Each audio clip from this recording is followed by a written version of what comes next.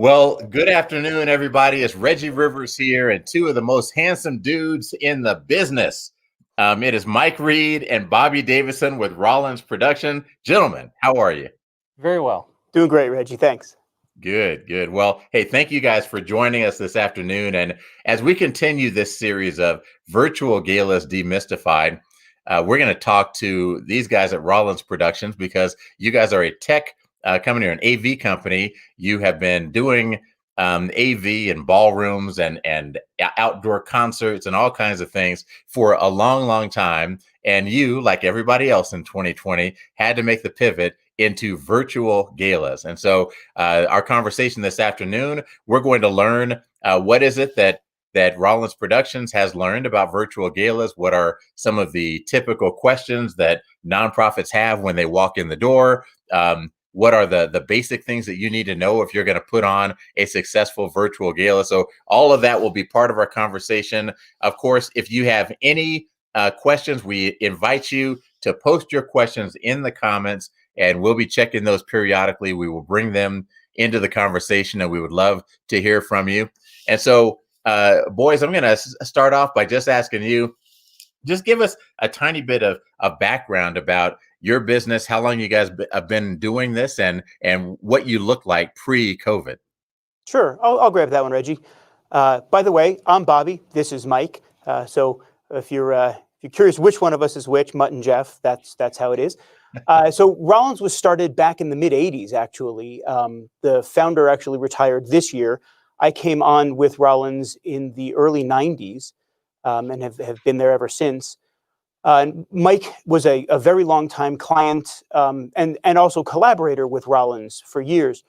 So when the pandemic came to, and we were kind of working on what we could do with our what we could do with the business, we looked at it and said, my partner Mark at the time said, I don't want to dig out of this hole. I don't have that many years left before I was planning on retiring anyway. So he decided to retire. Mike and I put our heads together and said, we could probably make something out of this, drag ourselves through the pandemic and then get back out on the other side and go back into live events and ballrooms.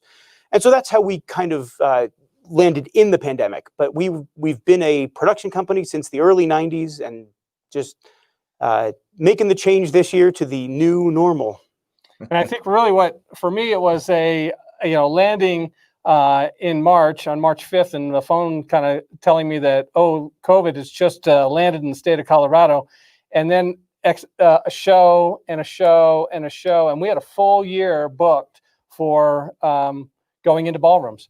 And that's when I basically said, I've got to reach out to my clients at that time because we had a lot of stuff booked going all the way through the fall, and with Rollins at the time, Mike Reid Production Management had booked Rollins for all those shows, but we started reaching out, and we had a few kind of reaching in too, basically say, okay, have you guys ever streamed before? And I said, well, we have, and we've been streaming your conventions for the past 2 years, because this is not something new that a lot of corporations had been doing. So they kind of said to, well, what can we do to start out thinking about a corporate event, basically just a leadership meeting, or maybe a communication out to all our employees. How can we do that? And we kind of came together, and that's where it started. And then you step into the picture and said, I'd like to do a video about fundraising. And that really opened our eyes, because we had already, after 30 years or how many years of doing Children's Hospital, Brass Ring, the LEF, all these fundraisers that we've done physically in ballrooms, it was time to let's virtually do that and work with you. Yeah. And it's funny, I've worked with you guys in so many events in ballrooms over the years. And so it was Kelly Kendall, our favorite event planner, who called and said, hey, I'm going to shoot a video with Rollins Productions just to show nonprofits what their capabilities are. And I said, can I come? And then she's like, yeah, I'm sure you could come. And then I said, could I host it? And she said, yeah, I'm sure you could. And so I think that initial video that we made really helped a lot of our nonprofit partners kind of imagine what a virtual gala could look like. And prior to that, for most of us, virtual gala was a new term. We didn't know quite what it meant. We didn't know quite what it looked like. But with that video, we were able to kind of capture the essence of here's the possibilities of what it might look like. And I think one of the big eye openers for us was it's still a show. Yeah. It's still a live show. It's no different than if we were in a ballroom. We're still counting you in. We're still walking people in, but now it's called a pre-show with some slides and while people are getting on. But it's still, we have to really keep it like it's a live production. It's a live show. Yep, absolutely. A little love for Kelly Kendall. We love Kelly. All right, so then COVID hits, and you guys start doing these events, and in the spring, you're just like us.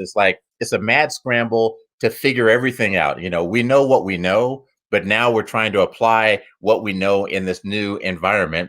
By the time we got into the fall, I felt like we had developed a little bit of expertise. Like we didn't know all the answers, but we were pretty confident that we knew how to do these events. And so I'm wondering, from your perspective, what are some of the most common questions that when a nonprofit walks in the door and they're thinking about hiring you to help them do a virtual gala in a studio? What are a couple of the most common questions that come up?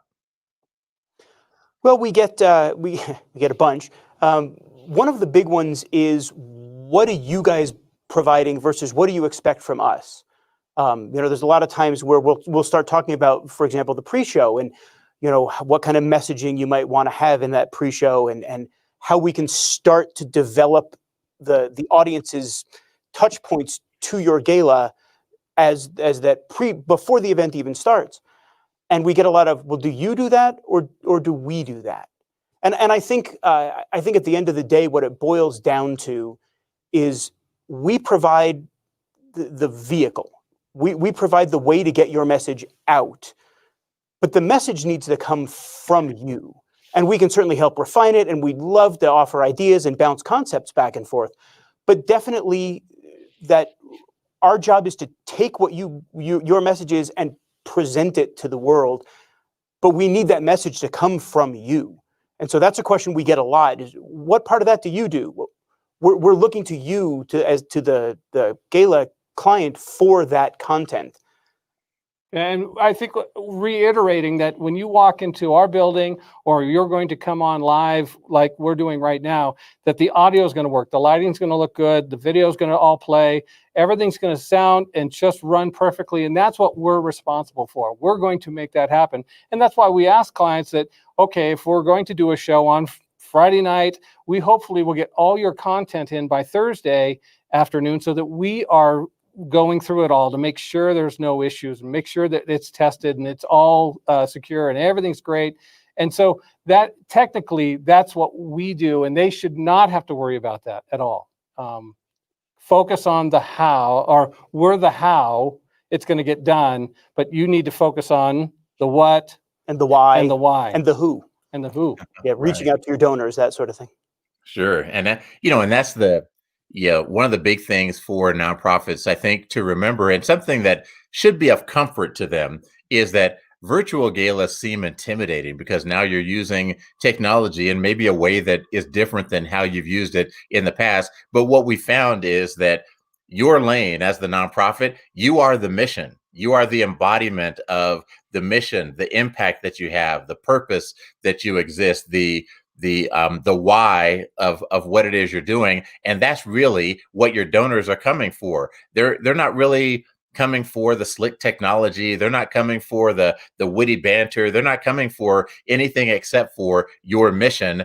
And when you work with professionals like the Rollins team, what you're doing is you are getting a professional quality broadcast. You're getting professional cameras. You're getting professional microphones. You're getting a professional experience so that you get the technology out of the way of your donors. Your donors are there for the mission, and your mission gets communicated clearly and effectively without any interference from technical problems or being just looking childish and unprofessional. And I think that's been I believe that for 2021, the virtual gala in a studio, like in the Rollins studio setting, is the way most nonprofits are going to find success this year. And for me, it's been really comforting in my role as a host and auctioneer to know that I don't have to worry about that tech side of it. I can just really focus on my job of engaging with the audience, delivering the content, engaging with the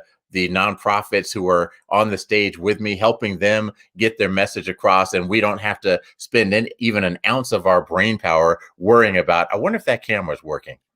Yep. It's funny, Reggie. Somebody asked me the other day, and I told them, when you came into a ballroom, you didn't expect to have to know how to run the soundboard. Right. This is no different. Mike said it really well earlier. This is still a live event. And when we were in ballrooms, you brought the why, and you brought the who, and you brought the what, but you didn't care about the how. That was the role of the people that you put in place to do that. And it's still very much the same thing.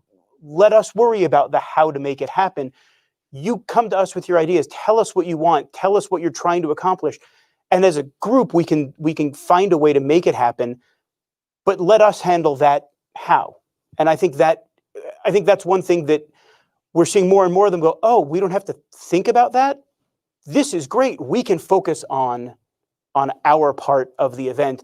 And it seems to be just a relief. It's like somebody takes a heavy weight off and go, oh, okay. I'm going to go home now feeling much better about my life. Right. So we have this question from Talene. What kind of contingency plans do you set up in case you have any kind of tech issue? Well, that's something we work on every day. And actually, that's something we worked on in the beginning of this, especially because it was, how do we build systems? Our systems have always been, let's do a drawing in the ballroom. Let's get to load the truck. Let's deliver it. Let's get the truck there. Let's get unloaded. Those were our systems. Now we needed to build the systems that, okay, we're going to be here locked in a room. We're going to have computers all around us, and we're going to need multiple computers all around us. We're going to need, where does it start first? It starts with internet. So that was about making sure we had robust internet, and we both had, we started out in our offices, lots of robust internet there in our home offices because we're all in lockdown. Then when we came into this building, we made sure we had a robust internet. So a contingency plan, let's say internet was to go out, we are on a system where the internet goes out, it immediately transfers over to a wireless system that goes to an LT, a 5G network on AT&T and Verizon. We both have two towers between our building. So we're redundant there. When it comes to other contingency issues, like if when we were broadcasting out across the world, we had Croatia, we had Australia coming in too, which I'm not sure what time he was on, but we had to roll a video, and that video was actually a 90-minute video. So at the same time, we're rolling two machines. So let's say one machine just goes out, we can easily switch over. So then that 90 minutes, we had a backup going. So we're always thinking contingencies in our situation. Everything is in here and is on a power backup. If a light goes down, we have another light that's next to it that can be put in, and you probably would never know it went down. There's multiple cameras. If one camera goes down, there's a next one we can easily get to, and there's many more like that. But we're always thinking contingency, and that's what our role is at all times. It's just to get through our systems and what they're going to do to make sure we're successful. And then it's testing. For the event we did today, we've spent the last 2 weeks just, what if we do this? What if this happens? How can we change this? What do we do if this happens? During the event today, we had a panel of 4 people or 5 people coming in. One of them wasn't showing up. We're about 90 seconds from going live, so we're very quickly rearranging everything so that we only have 4. There's not an empty hole on the screen. It all still looks right. That person came in, everything was smooth, but it's testing to make sure that in the event that something goes wrong, it's something we've done before. Right. We don't want to discover problems when you're in the studio. We want to have engineered the problem in advance, figured out the solution, and have the solution ready, or better yet, have engineered our way around this problem so that it can't affect us in the instance. Right. Yeah.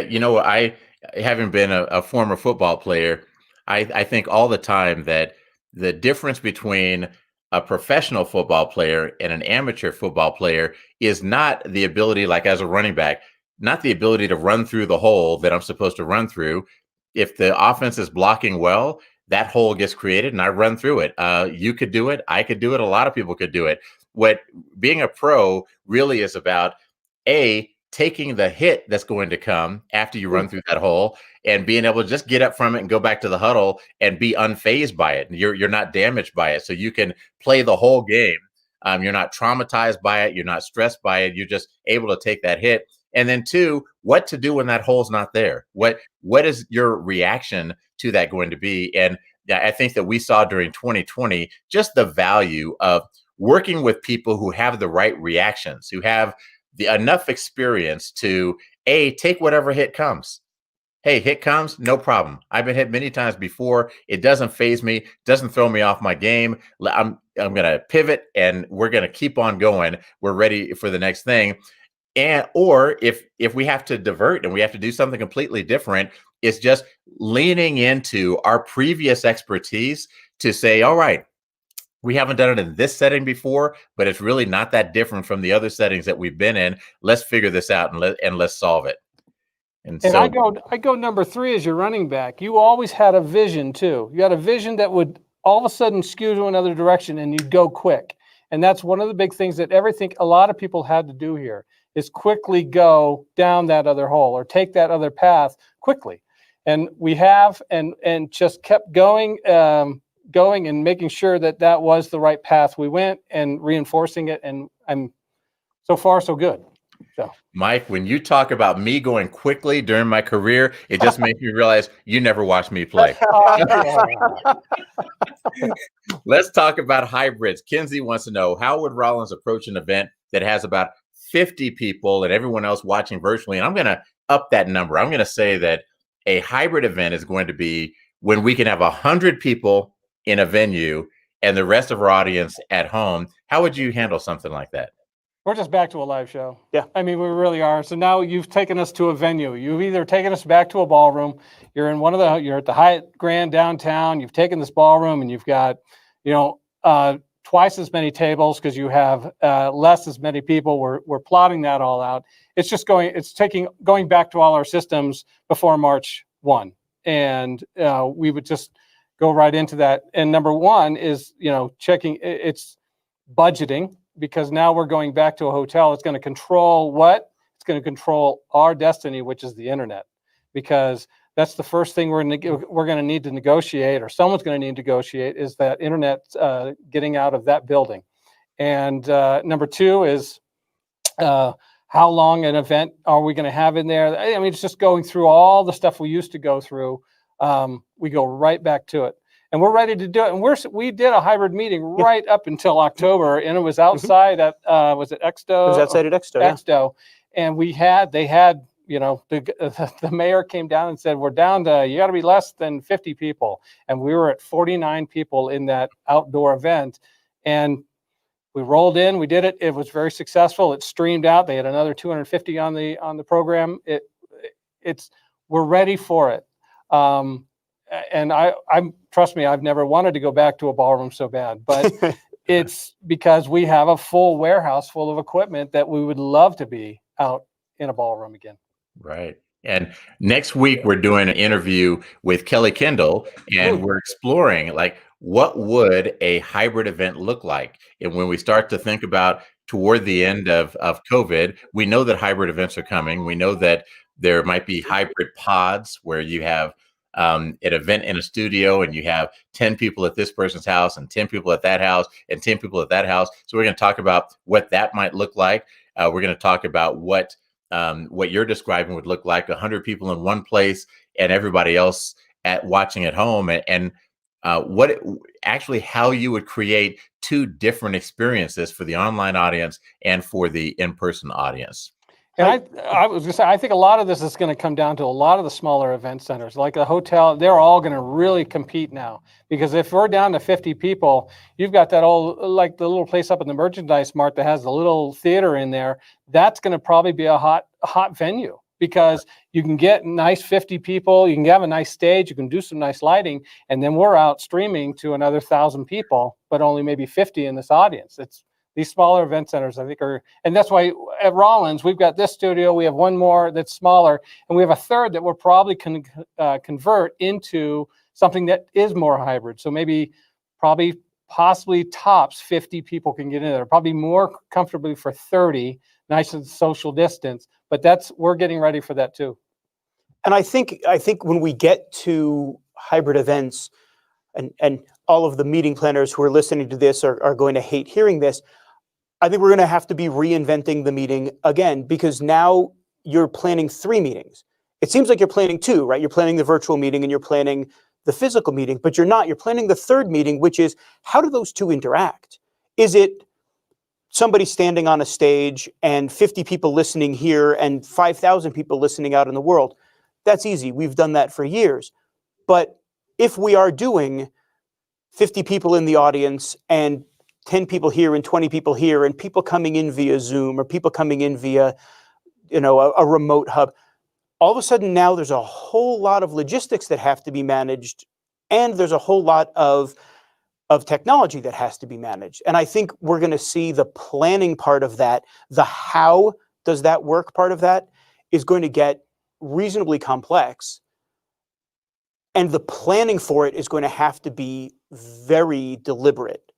That's something that people are going to have to come to that meeting with a certain amount of vision for what they want to have happen, because there's a very different meeting if we're talking to people in a room and broadcasting it to the world than there is in a meeting where we've got a group here and a group in Dallas and a group in New York, and the meeting is happening in 3 different locations, and there's a live audience here, and we've got a virtual audience, and we're fielding questions over Zoom, and we're fielding questions via text or email.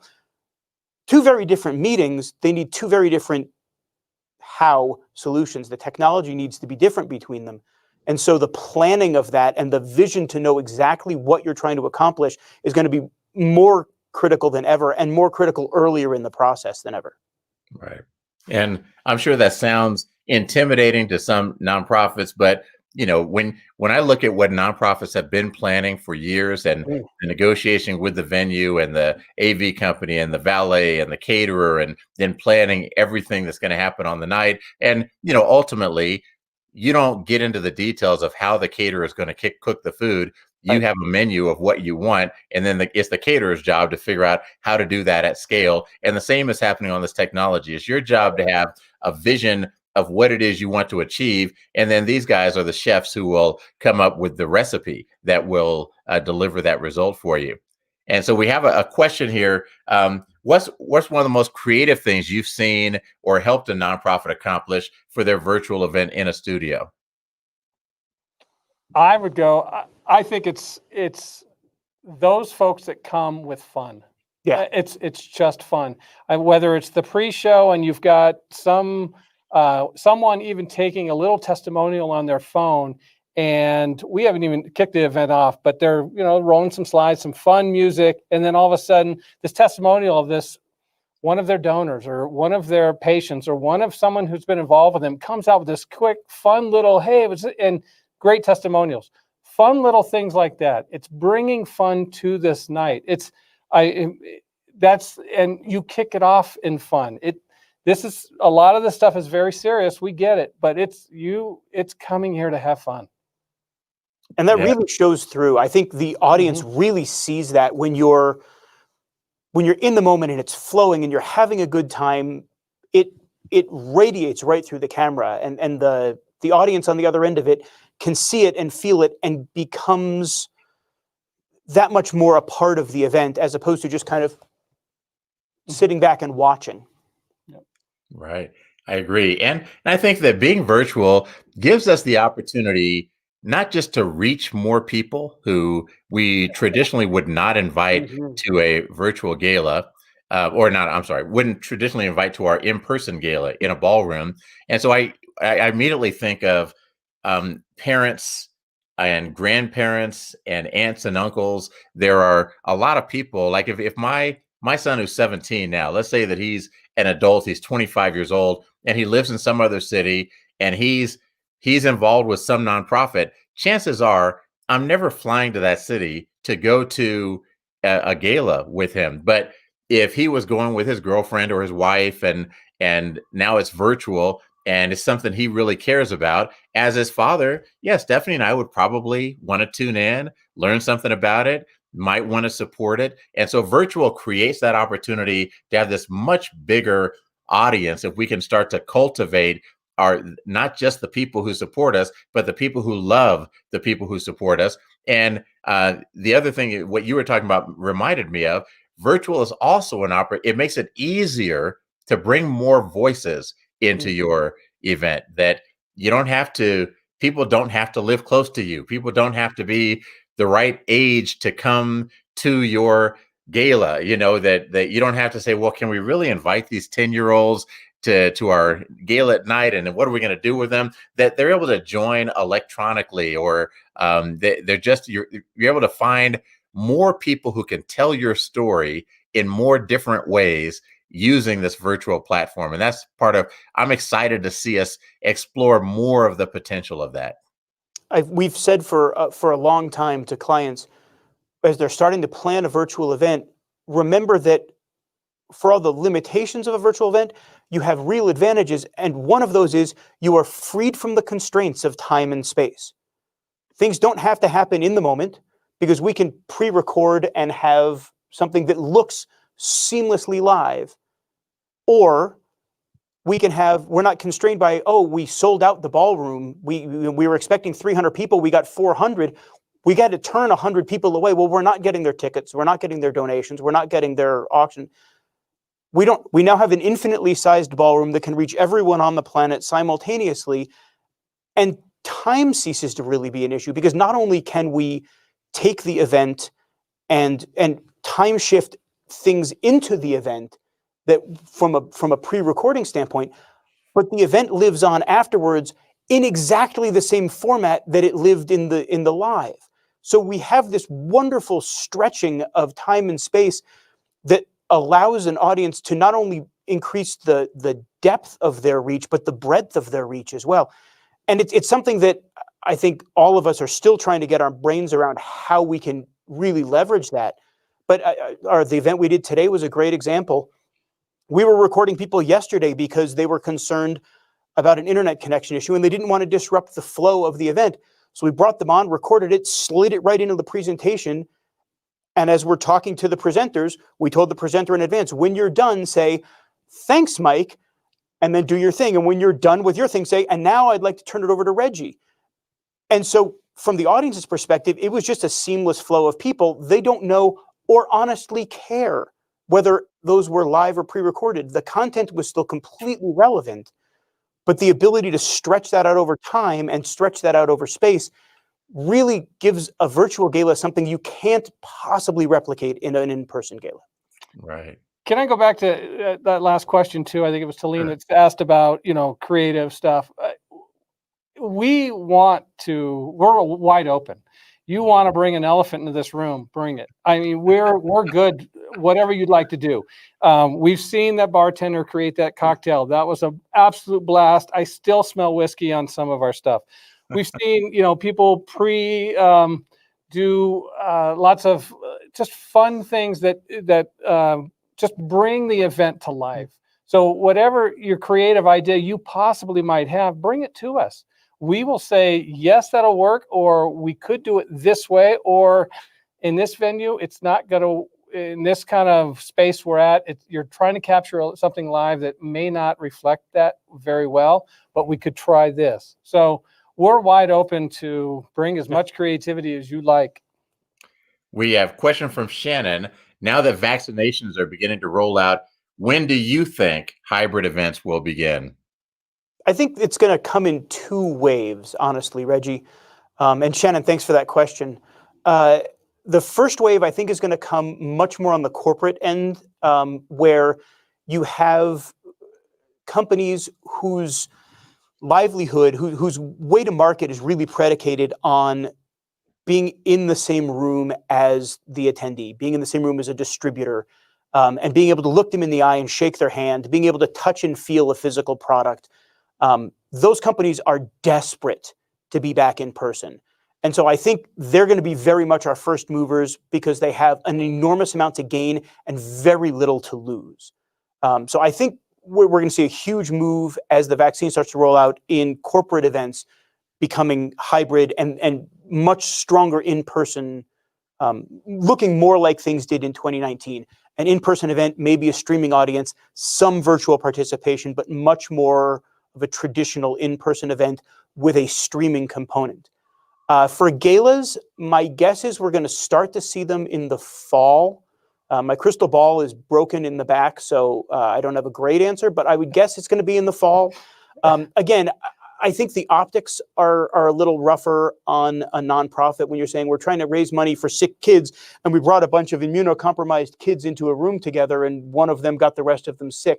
Right, the huge downside without necessarily the huge upside that you would be getting where a virtual event or a very small hybrid event might work. So my guess is probably fall for nonprofits, late spring, springtime for corporate events that really need that in-person handshake. And then other things kind of sliding in as they go. Yep. Yeah. I truly think that fall is corporate time. I'm going out to do a site survey in a week and a half, and because they're planning a 4-day conference in November. Corporate, we've got one in September, we've got one in October, and all these folks want to now go do site surveys because they are planning. Corporate's coming. But I think, Reggie, you said last week that I'm not, and I'm kind of in full believer. I'm not sure 2022 is going to happen or 2021 is going to happen for the nonprofit.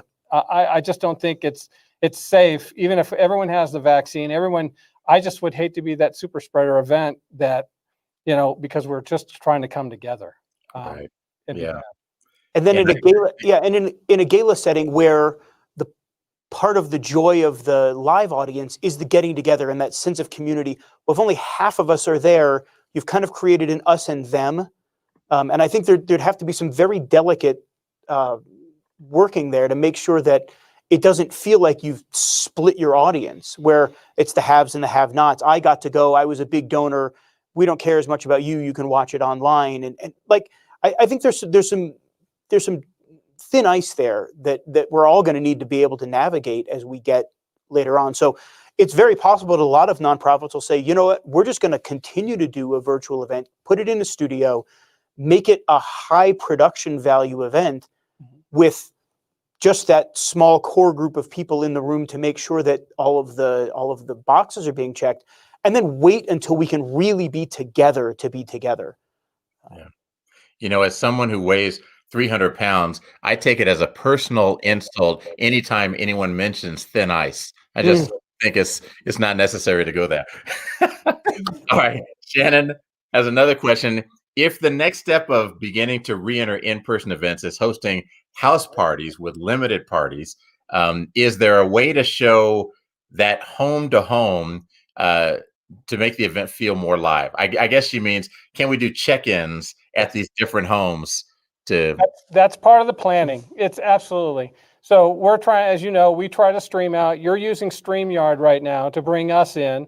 We try to bring maybe Zoom, or we've used Teams to bring people in, but we're live streaming out to a platform. We're live streaming to a website. And as you know, there's a little bit of a latency there. It could be 20 seconds, could be 30 seconds delay between leaving our building and out to the webcast that's on the live stream. But we could easily, if you've got watch parties and they're watching everything on there, we could easily go to them if we set up. We have to send a technician, or if they're live streaming on a separate computer. I'm sorry, they're zooming in on a separate computer so that we could bring them in and have them. No different than what you did, I think, at the Kentucky Derby with bringing in Lisa Hidalgo right over your shoulder on the big monitor, and just do check-ins with live parties. Very doable. Would love to. Yeah, that's great. I think that's definitely going to happen. And then, Bobby, you kind of touched on this, but on the debate, some groups are going to look at, could we just pre-record our entire event and just then play our pre-recorded event? Some are calling a hybrid event one that's partially pre-recorded and partially live. To me, that's just an event. That's all events have that. But where do you guys stand on the? I know that from a technology standpoint, you can do either one with ease, but from an effectiveness standpoint, where do you guys stand on that? I would love to have 50% pre-recorded and 50% live, and that pre-recorded is really just the message and the vision, and really that that's going to come from a leader or something that the words have to be correct, they have to be right, and that's a great time to get pre-recorded. But if it's a vision that includes, and you and Dee Dee at Bella Health did that really vision part so well, and that would have been a shame to pre-record that, because you did it live and it was perfect. So I think it's just, for us, it's a nice way to get that roller coaster of effect. It's the emotional, hey, we're on a high, then we're going to bring it down a little bit because we're going to talk about that mission. That's pre-recorded. It gives us in the studio a chance to communicate while the pre-recording is going on. We can all talk to each other, and then come out of that pre-recording, the studio's quiet again, and we're back into live. And so having that mix of pre-recorded and live really, I think, sets a nice pace for the evening or afternoon. It also allows for that, again, as we talk about expanding our concept of time and space in an event, we have a CEO who doesn't want to be physically present right now. We have, we've worked with any number of medical organizations where there's obviously a real concern there. And so, and that would be true for anybody. So great, we can get those people pre-recorded. Their message is still relevant. We can keep it very timely. We know it's right. And they can be a part of the event without necessarily being physically there. And it allows them to duplicate themselves. They've now literally doubled themselves. They're standing up, delivering their message to the camera. At the same time, they are at home with a group of donors and having a donor party, right? So they've actually duplicated themselves for the purposes of the event. So I think there's some real power in pre-recording, and I'm right with Mike. I think that 50-50 mix of live and pre-recorded seems to be a really nice sweet spot. Yeah, and I'm a big believer in live events. I think it's the reason that nonprofits do live events in the first place. There's just something about the energy of being live that is hard to replicate when you're recording. I remember back in my TV days when we would do, we'd pre-record a TV show, one of our sportscasts. So a 30-minute Sunday night sportscast, if we pre-record it, it's going to take us 2 hours to shoot it. If we do it live, it takes us 30 minutes to shoot it. And if we try to shoot it as live, so we're not going to stop for any reason, you make a mistake, you just fix yourself and go, it still takes an hour to do it. And so there is something about the pressure and the energy of being live that creates emotion and creates engagement. And there's a reason that we're on Facebook Live right now.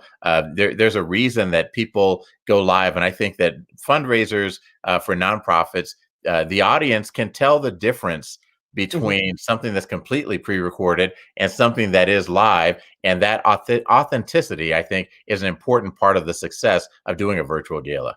And it just goes back to what we did before COVID. It's a live event, and even our recordings yesterday and 2 days ago for these corporate folks, they wanted to get it done, and they said, "Well, can I start and stop?" Well, no, because if you were going to if you can't get this right, we're going to send you live.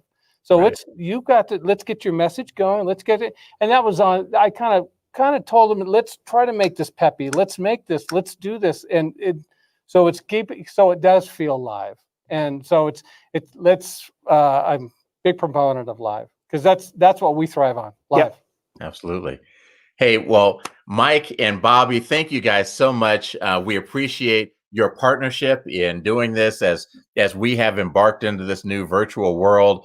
We have worked together on, 15, 18 events now, and you guys are just wonderful partners. You are flexible, you're creative, you are committed to helping nonprofits achieve the things that they're trying to achieve. You're not stuck in a lane that says, well, this is what our contract says, and that's all we do. I've just seen you react to situations and just figure out how to solve the problem at whatever it is. And so we really appreciate your partnership. We appreciate all you do for nonprofits in Colorado and around the country, and we're excited to continue to partner with you.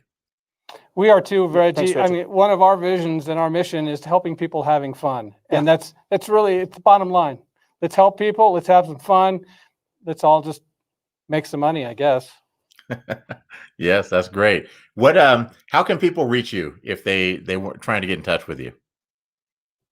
You can either go to our website, rollinspro.com or rollinsproductions.com. You can reach us at 303-278-1148. It's 303-278-1148. Typical email that's going to go to a generic box is info@rollinspro.com. We're up in the Highlands area at 45th and Tennyson. You want to come see the studio? We're doing tours all the time, it seems like. So, because a lot of people want to physically see it. And we really highly recommend it. If you're thinking of doing one, come visit us. We'll walk you through the process, walk you through the whole situation of how it comes in, how it goes out. And that really opens up their ideas. I mean, had some folks in there the other day. They came back about, 2 hours later, like on the phone going, we get it now. This is what we want to do. Excellent. Yeah. We can absolutely do that. So. That's awesome. Okay, well, we'll make sure in the post in the description of this, we'll add your contact information. We appreciate you guys. Thank you so much for sharing your knowledge with us this afternoon. Our pleasure. Thanks, Reggie. Thanks, Reggie. You bet. Thank you. Hey, thanks everybody. We will do this again next week. And as I mentioned, next week we've got Kelly Kendall with Kelly Kendall Events. She's going to talk about what hybrid events might look like when we get to that phase, whenever it is. If it's fall of this year, spring of next year, fall of next year, hopefully not, but what those might look like and some specific ideas about how you might execute hybrid events. So we'll see you again next week.